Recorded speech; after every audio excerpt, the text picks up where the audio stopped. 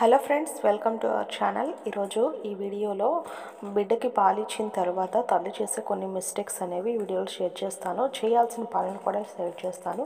First time మన channel చూస్తుంటే please to subscribe. అలాగే వీడియో మీకు నచ్చినట్లయితే, ఇన్ఫర్మేటివ్ అనిపిస్తే ప్లీజ్ ఒక లైక్ అయితే చేయండి. అండ్ వీడియోలోకి వెళ్ళిపోతే, ప్రెగ్నెన్సీలో ఉన్నప్పుడు మనం చాలా బిడ్డ కోసం చాలా కళ్ళకంటూ ఉంటాం. చాలా విధంగా ఇలా చూసుకోవాలి, అలా చూసుకోవాలని అంటూనే ఉంటాము. సో ప్రెగ్నెన్సీలో ఉండగానే మనం బిడ్డ పుట్టిన తర్వాత ఎలా చూసుకోవాలి, ఏంటి, ఏ విషయానికి ఎలా స్పందించాలి, ఇవన్నీ కూడా నేర్చేసుకుంటూ ఉంటాం కదా.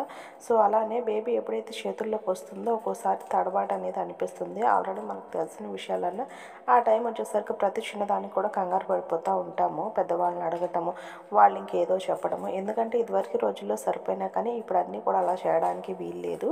సో మీరు చేసే మిస్టేక్స్ ఏంటంటే, బేబీని పుట్టిన తర్వాత కొబ్బరి నూనె అనేది ముక్కుల్లో చెవుల్లో వేయడం, ఇది పెద్దవాళ్ళు చేస్తూ ఉంటారు. సో ఈ మిస్టేక్స్ మాత్రం అస్సలు చేయొద్దండి. ఇలా అసలు చేయకూడదు. పెద్దవాళ్ళు అయితే కొంతమంది మనం చెప్తే వింటారు, కొంతమంది వినరు అన్నమాట. మీకు ఎలానే చేసామో మీ బేబీ కూడా అలానే బిడ్డ పుట్టగానే మొత్తం ఒళ్ళంతా కొబ్బరి నూనె బాగా రుద్దేస్తూ ఉంటారు. సో అది కొంచెం మాయిశ్చరైజర్ అనేది ఉంటుంది, ఓకే అనుకోవచ్చు. బట్ వీపుకి పొట్టకి అలాగా రాసినట్లుగా ఉన్నా కానీ ముక్కుల్లో చెవుల్లో కూడా వేసేస్తూ ఉంటారు. ఇవి మాత్రము చాలా చాలా మిస్టేక్ అండి. అలా అస్సలు వేయకూడదు. జస్ట్ ఆయిల్ ఏంటంటే అలా ముక్కులోకి వేయగానే మన నోస్ అనేది బ్లాక్ చేసినట్టుగా అయితే అనిపిస్తూ ఉంటుంది. సో ఇలాంటి మిస్టేక్స్ మాత్రం చేయకూడదు. అండ్ మనకు బేబీ పుట్టిన తర్వాత వాళ్ళు స్నానం చేపించి ఇస్తారు.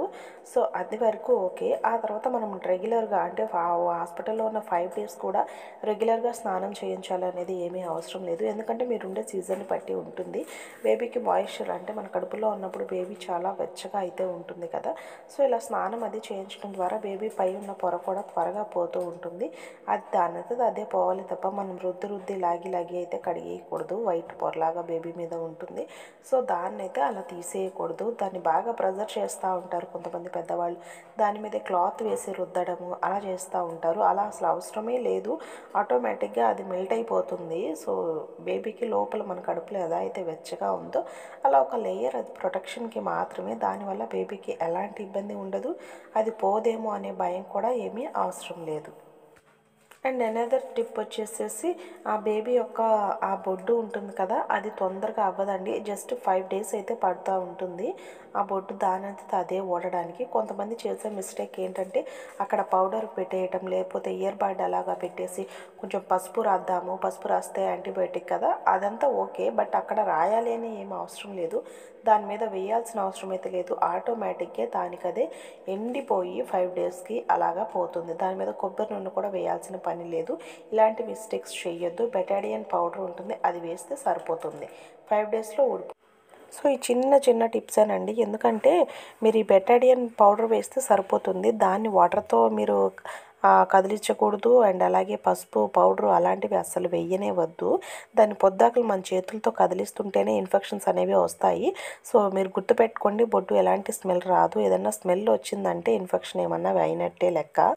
ఇంకోటి, ప్రతిసారి కూడా మీ హ్యాండ్స్ పెట్టి బొడ్డుని పదే టచ్ చేయకూడదండి. ఇన్ఫెక్షన్స్ అనేవి త్వరగా స్ప్రెడ్ అవుతాయి. ఎప్పుడు కూడా బొడ్డు ఎలాంటి స్మెల్ రాదు, అది మాత్రం బాగా గుర్తుపెట్టుకోండి.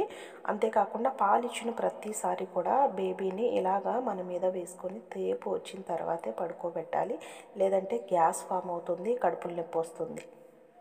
ప్రతిసారి అండి, మీరు డేలో ఎన్ని టైమ్స్ ఇస్తారో పాలు అన్నిసార్లు కూడా జస్ట్ అలా మన మీద హోల్డ్ చేసుకొని మన చేతితో అలా రబ్ చేస్తూ ఉంటుంటే వీపు మీద ఆ త్రేపు అనేది వస్తుంది. అప్పుడు పడుకోబెట్టండి. బేబీ పాలు కక్కకుండా కూడా ఉంటుంది.